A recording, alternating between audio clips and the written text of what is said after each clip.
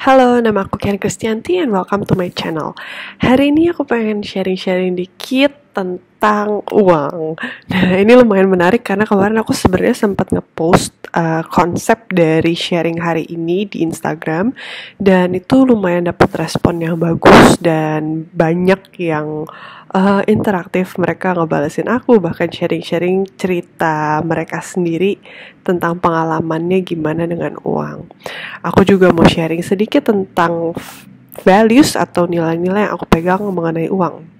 Jadi aku belum tahu sih kalau kalian gimana, tapi banyak banget pengalaman tentang uang itu yang bisa menghancurkan hubungan. Nah, jadi ada dua values yang hari ini aku pengen sharing. Yang pertama itu adalah uang itu sebenarnya adalah bentuk dari kepercayaan. Yang kedua, uang itu bisa membangun atau menghancurkan sebuah hubungan. Itu tergantung gimana cara kita pakainya. Nah, pengalaman aku tuh pernah dipinjemin uang sama beberapa orang.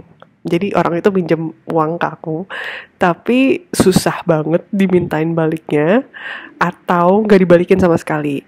Nah, kalau prinsip aku tuh kalau misalnya minjemin uang, biasanya aku tuh udah mikirin resikonya kalau uang itu nggak akan dibalikin sama orang itu. Jadi biasanya justru aku pakai cara minjemin uang itu buat ngetes apakah aku bisa percaya sama orang itu atau enggak.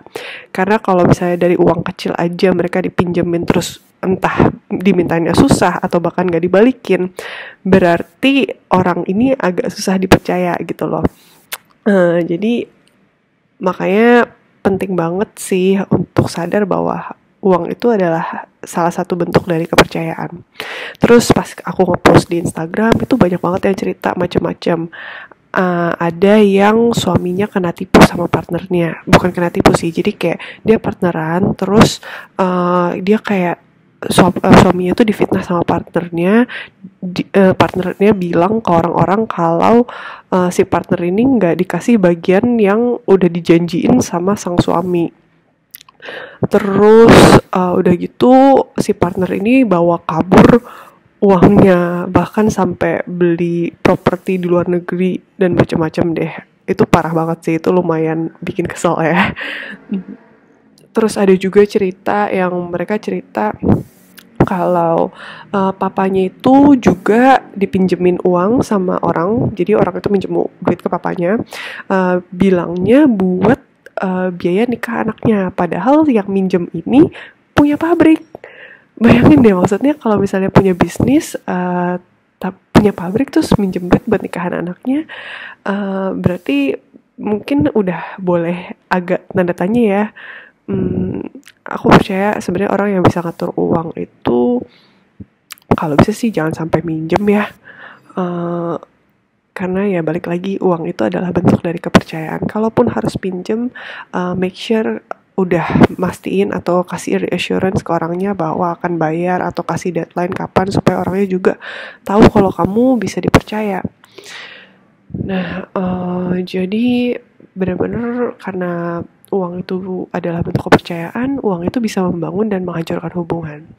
Menghancurkan hubungan tuh kayak tadi, jadi misalnya kayak partner si orang yang cerita ke aku ini dengan suaminya, hubungannya jadi jelek dong, cuman gara-gara uangnya dipakai untuk beli properti di luar negeri buat kesenangan dirinya sendiri gitu. Dan sama juga kayak misalnya sama si yang papanya dipinjemin duit sama orang yang buat biayain nikahan anaknya. Hubungannya jadi nggak enak kan, duitnya nggak dibalikin, terus kalau ketemu kan juga jadi nggak enak nggak sih, kayak tahu kalau misalnya masih ada utang sama orang itu.